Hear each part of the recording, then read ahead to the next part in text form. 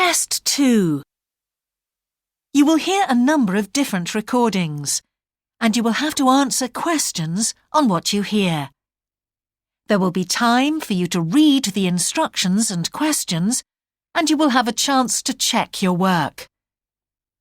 All the recordings will be played once only. The test is in 4 sections. At the end of the test, you will be given 10 minutes to transfer your answers to an answer sheet. Now turn to Section 1. Section 1. You will hear a student talking to the student accommodation officer at a college. First, you have some time to look at questions 1 to 5.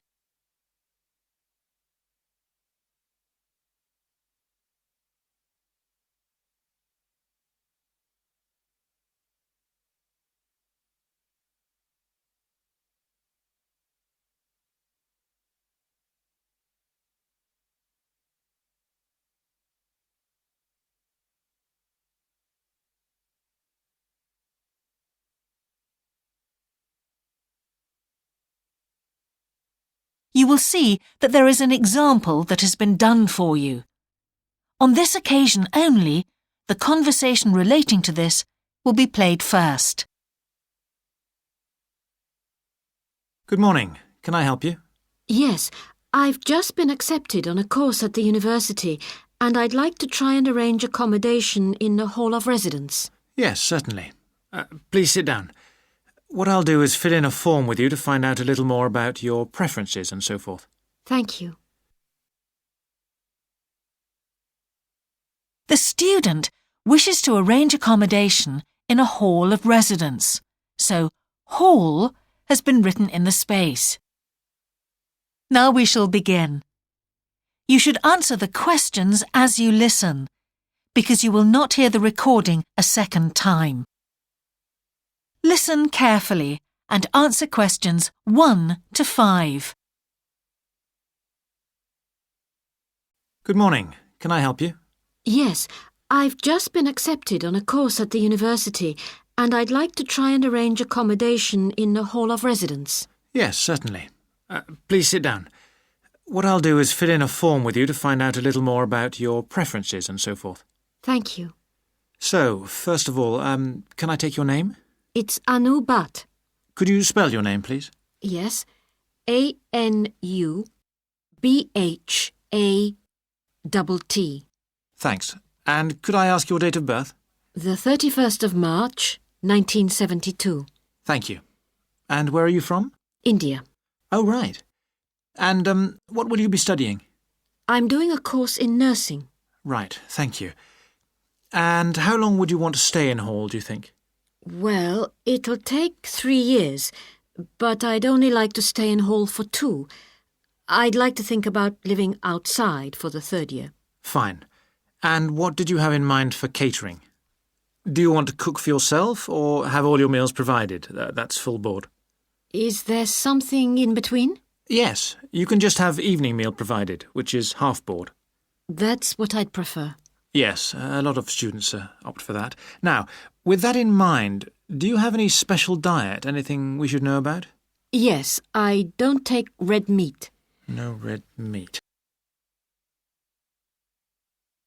Before you hear the rest of the conversation, you have some time to look at questions 6 to 10.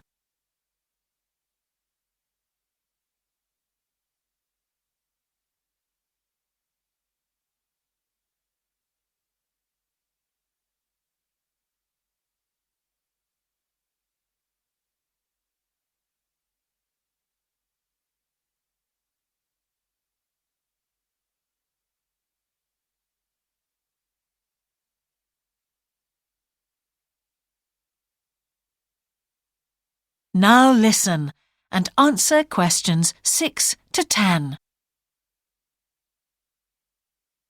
Now, thinking about the room itself, we have a number of options. You can have a single study bedroom or you can have a shared one. These are both what we call simple rooms. The other alternative is to opt for a single bedsit, which actually has more space and better facilities. There's about £20 a week difference between them. Well, actually, my grant is quite generous, and I think the bedsit sounds the best option. Lovely. I'll put you down for that, and we'll see what availability is like. Now, can I ask some other personal details which we like to have on record? Yes, of course. I wonder if you could let us know what your interests are. This might help us get a closer match for placing you in a particular hall. Well, I love the theatre. Right. And I enjoy sports, particularly badminton. Ah, that's worth knowing. Now, what we finish with on the form is really a list from you of what your priorities are in choosing a hall, and we'll do our best to take these into account. Well, the first thing is I'd prefer a hall where there are other mature students, if possible. Yes, we do have halls which tend to cater for slightly older students. And I'd prefer to be out of town. That's actually very good for you because we tend to have more vacancies in out-of-town halls. Lucky. Yes. Anything else? Well, I would like somewhere with a shared area, a TV room, for example, or something like that. It's a good way to socialise. It certainly is. That's it. Now, we just need a contact telephone number for you. Oh, sure, I'll just find it. It's 667549. Great. So we'll be in contact with you as soon as possible. That is the end of section 1. You now have half a minute to check your answers.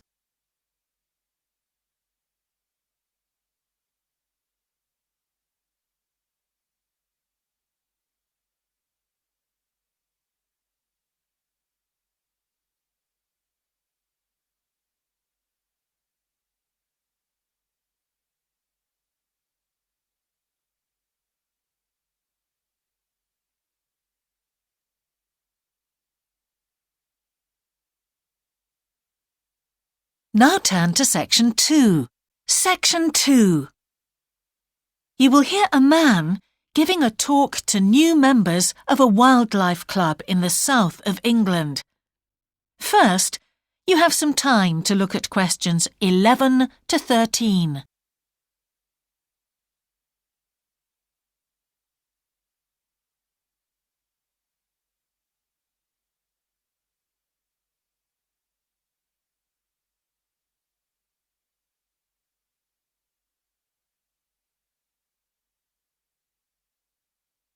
Now listen carefully and answer questions 11 to 13.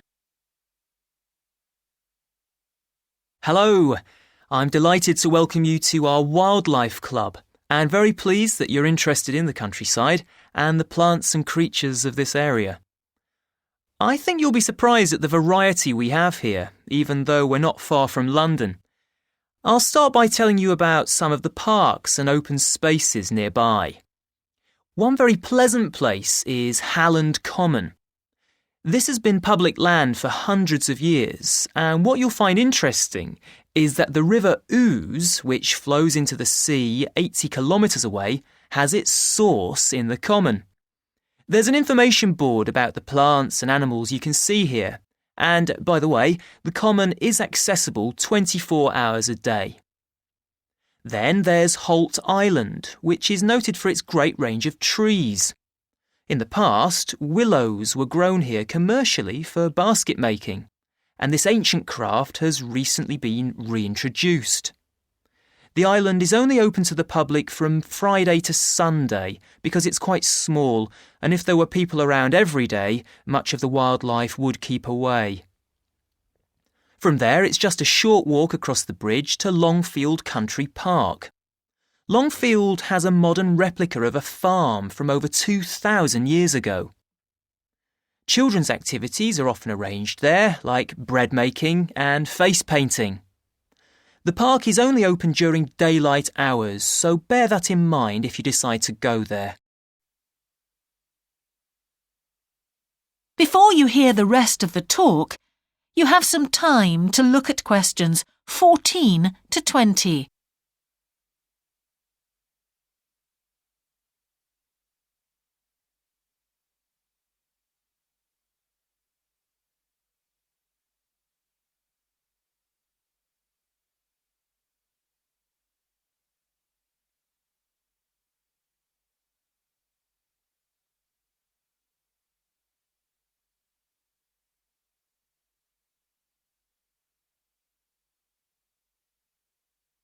Now listen and answer questions 14 to 20.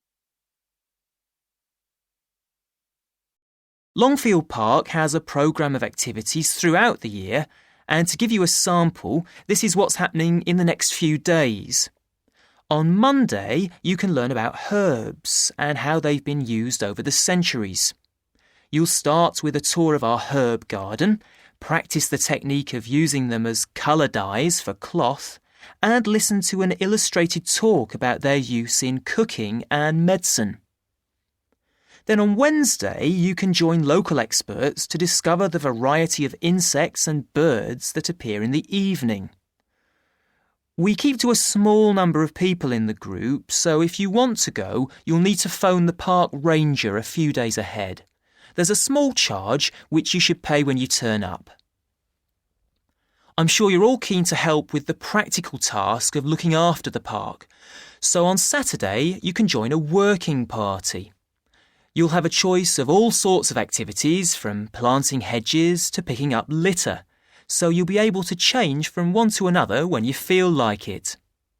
The rangers will be hard at work all day, but do come and join in, even for just a short while. One thing, though, is to make sure you're wearing something that you don't mind getting dirty or torn. And finally, I'd like to tell you about our new wildlife area, Hinchingbrook Park, which will be opened to the public next month. This slide doesn't really indicate how big it is, but anyway, you can see the 2 gates into the park and the main paths. As you can see, there's a lake in the northwest of the park with a bird hide to the west of it at the end of a path, so it'll be a nice, quiet place for watching the birds on the lake.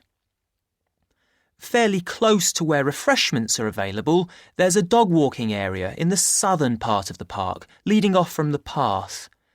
And if you just want to sit and relax, you can go to the flower garden. That's the circular area on the map, surrounded by paths. And finally, there's a wooded area in the western section of the park, between 2 paths. OK, that's enough from me, so let's get on and have a look. That is the end of section 2. You now have half a minute to check your answers.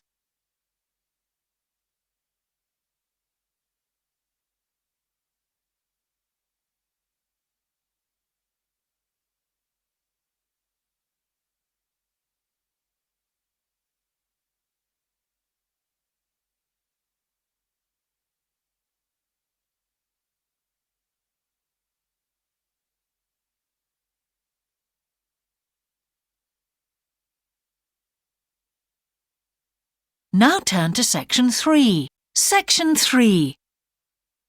You will hear the Director of Studies in an English Language Centre and a student representative talking about their self-access centre.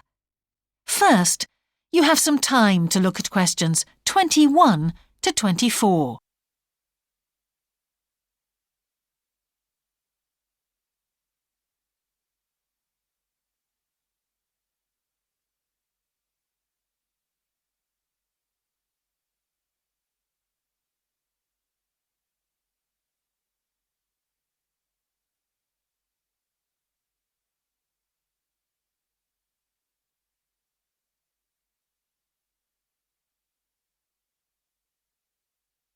Now listen carefully and answer questions 21 to 24. Hi, Yun. As you know, I've asked you here today to discuss the future of our self-access centre. We have to decide what we want to do about this very important resource for our English language students. So, can you tell me what the students think about this? Well, from the students' point of view, we would like to keep it. The majority of students say that they enjoy using it because it provides a variation on the classroom routine, and they see it as a pretty major component of their course. But we would like to see some improvements to the equipment, particularly the computers. There aren't enough for one each at the moment, and we always have to share. Well, yes, the teachers agree that it is a very valuable resource. But one thing we have noticed is that a lot of the students are using it to check their personal emails. We don't want to stop you students using it, but we think the computers should be used as a learning resource, not for emails. Some of us also think that we could benefit a lot more by relocating the Self-Access Centre to the main university library building. How do you think the students would feel about that, Yun? Well, the library is big enough to incorporate the Self-Access Centre, but it wouldn't be like a class activity anymore. Our main worry would be not being able to go to a teacher for advice. I'm sure there would be plenty of things to do, but we really need teachers to help us choose the best activities. Well, there would still be a teacher present and he or she would guide the activities of the students. We wouldn't just leave them to get on with it. Yes, but I think the students would be much happier keeping the existing setup. They really like going to the Self-Access Centre with their teacher and staying together as a group to do activities. If we could just improve the resources and facilities, I think it would be fine. Is the cost going to be a problem? It's not so much the expense that I'm worried about, and we've certainly got room to do it, but it's the problem of timetabling a teacher to be in there outside class hours. If we're going to spend a lot of money on equipment and resources, we really need to make sure that everything is looked after properly. Anyway, let's make some notes to see just what needs doing to improve the centre. Before you hear the rest of the conversation, you have some time to look at questions 25 to 30.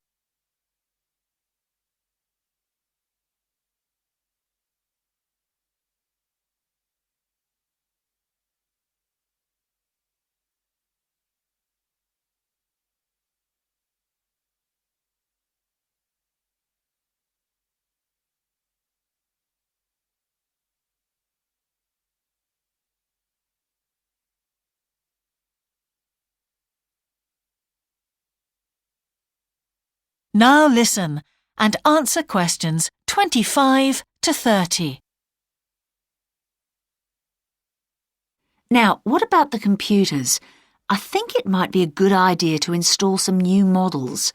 They would take up a lot less room, and so that would increase the workspace for textbooks and so on. That would be great. It is a bit cramped in there at times.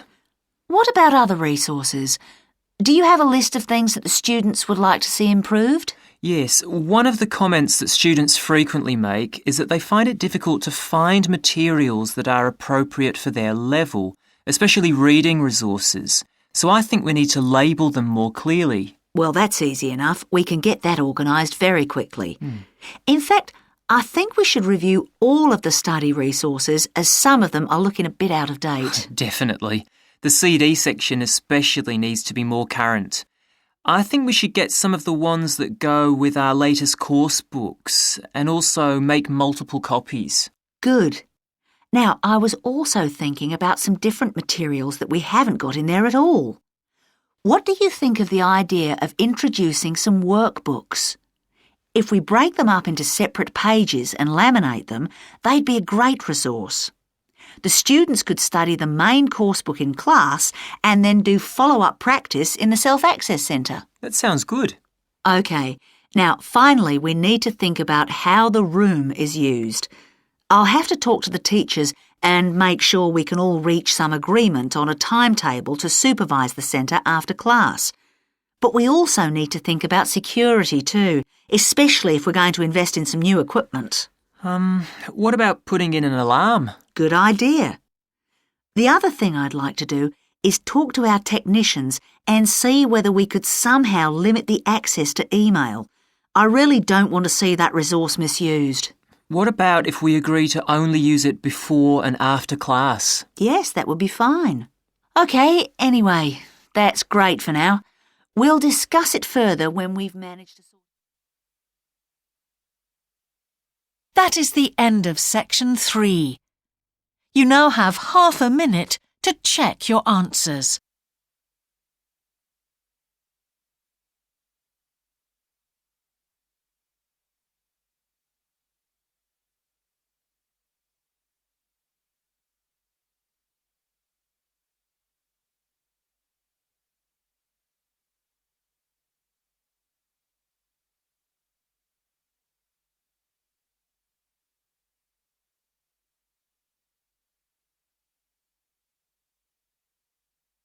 Now turn to Section 4. Section 4. You will hear the beginning of a lecture about business cultures. First, you have some time to look at questions 31 to 40.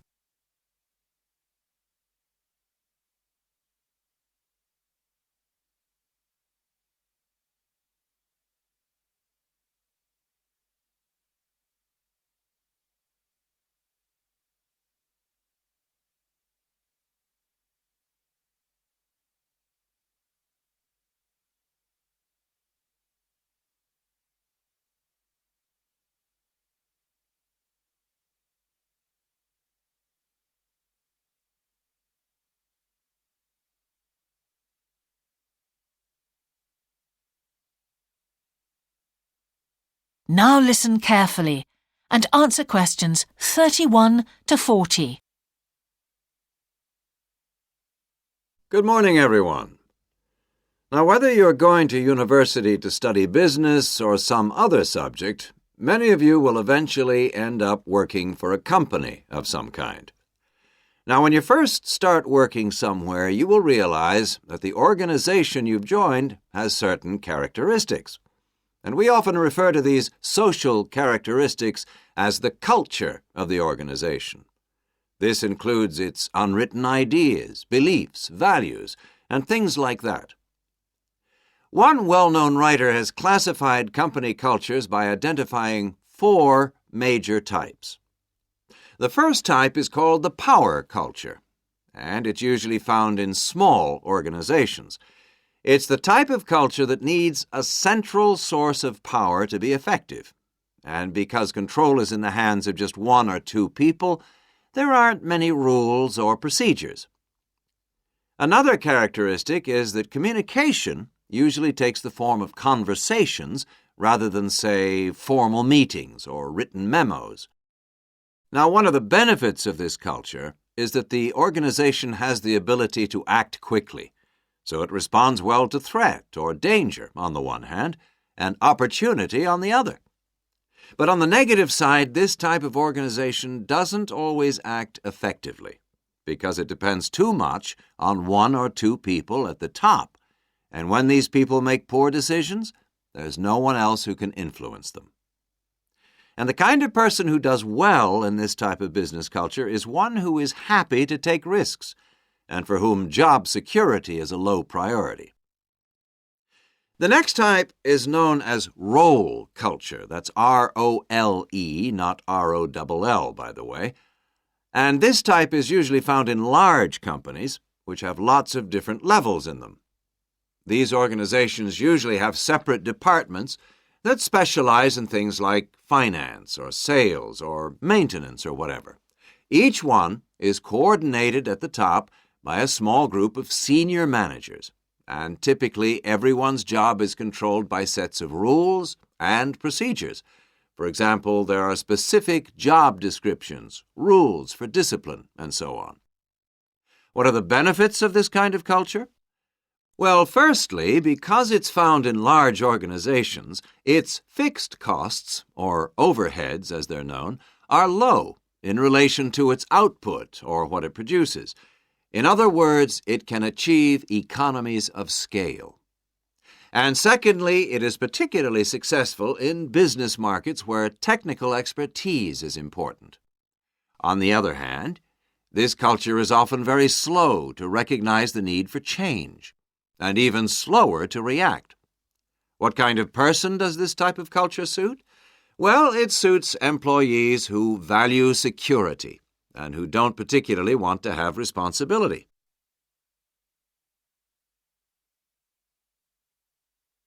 Moving on now to task cultures. This type is found in organizations that are project-oriented. You usually find it where the market for the company's product is extremely competitive, or where the products themselves have a short lifespan.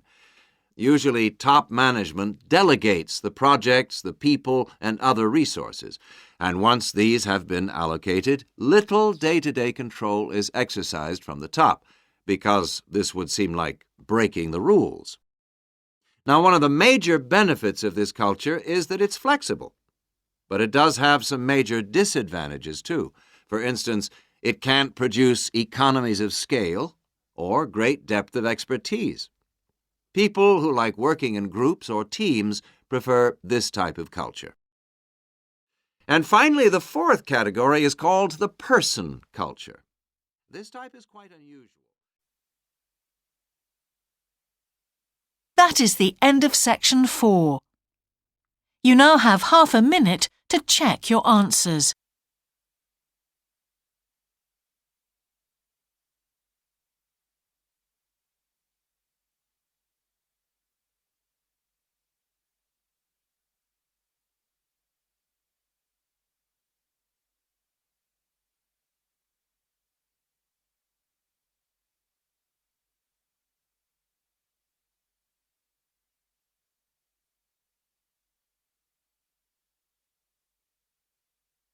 That is the end of the listening test. In the IELTS test, you would now have 10 minutes to transfer your answers to the answer sheet.